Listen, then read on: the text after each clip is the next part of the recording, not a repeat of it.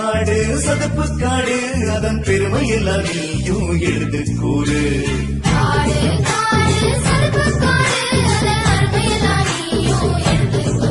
கடல் சீற்றத்தை தடிக்குது, மண்ணரிப்ப தடுக்குது, கடலோர கிராமத்து மக்களை காக்குது.